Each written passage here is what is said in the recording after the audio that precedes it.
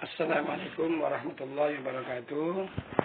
Anak-anak sekalian, siswa-siswi MTS non-ampel kelas 9 yang kami banggakan, di pagi yang cerah ini hari Rabu tanggal 18 November.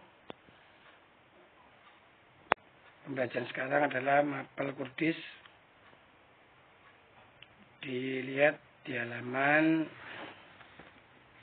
situ ada di halaman atau halaman 38 ya, halaman 38. Mudah-mudahan kita semua diberikan kemudahan dalam belajar oleh Allah Subhanahu wa taala. Amin amin ya rabbal alamin. Ada 4 hadis yang mungkin minggu kemarin sudah kalian tulis. Ya, sekarang saya terangkan sebentar.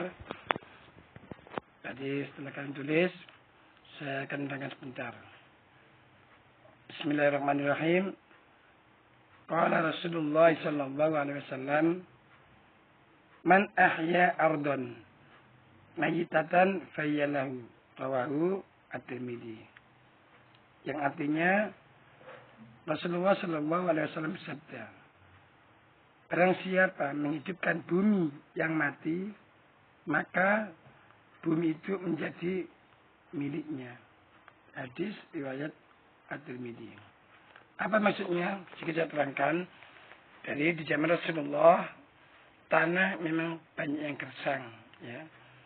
Jadi barang siapa yang menghidupkan tanah yang gersang, yang tidak berproduksi kering, itu maka tanah tersebut bisa menjadi hak milik, ya, menjadi miliknya. Itu di zaman Rasulullah SAW, karena jarang orang yang peduli dengan tanah yang gersang. Tuh. Kalau zaman sekarang diterapkan, nggak bisa.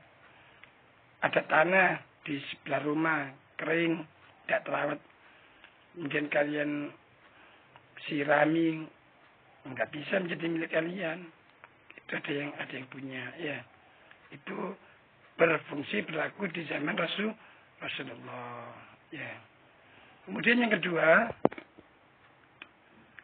man hafar bi'ran falahu arba'una dira'an ata'an lima syiyati. Rawahu Ibnu Majah. Rasulullah SAW bersabda, barang siapa menggali sumur, maka ia berhak 40 hasta sebagai kandang ternaknya. Hadis riwayat Ibnu Majah. Apa maksudnya? Jadi barang siapa yang menggali sumur, dulu memang kering, tidak ada sumur, ya. Jadi sampai Rasulullah bersabda mengatakan, barang siapa yang menggali sumur, ya, sekitar tanahnya kurang lebih 40 hasta menjadi miliknya. Kenapa? Karena air merupakan sumber kehidupan, ya. Jadi kalau sekarang nggak bisa diterapkan, ya. Kalau dulu zaman Rasulullah memang bisa, ya. Tuh. Jadi 14 hektar kalau lebih 1200 berapa itu meter persegi, ya.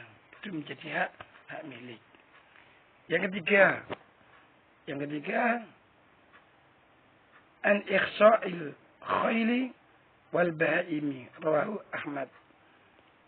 Yang artinya Rasulullah SAW melarang mengebiri kuda dan binatang-binatang. Hadis riwayat Ahmad. Apa sih mengebiri itu?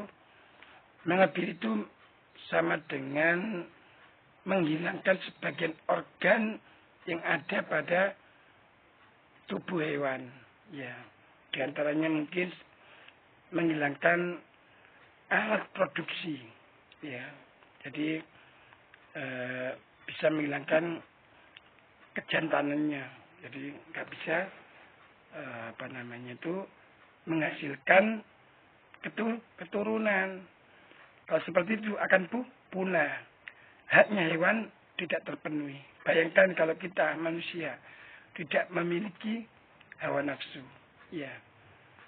Jadi sehingga kita tidak bisa memberikan keturunan. Kira-kira bagaimana? Ya. Akan terasa sakit ya di antaranya, dan akan lama-lama akan punah. Kenapa? Karena tidak ada penerus itu, makanya mengebiri dilarang. Yang terakhir, anna Nabi sallallahu alaihi wasallam naha sayri ruhi wa an isa'il bahaimi nahyan syadidan, rawahu Bazzar. Ya.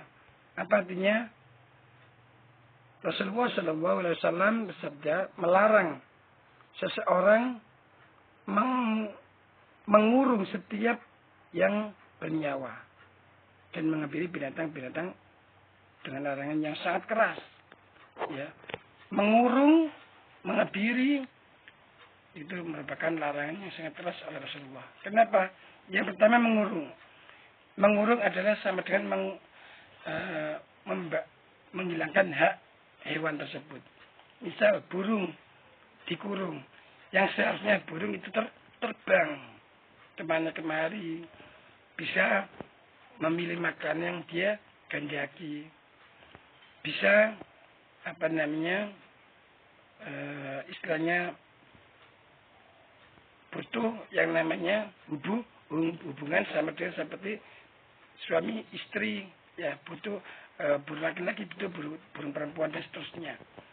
Tapi ternyata kita manusia, burung tersebut dikurung sendirian, meskipun dikasih makan, tapi tetap tidak boleh.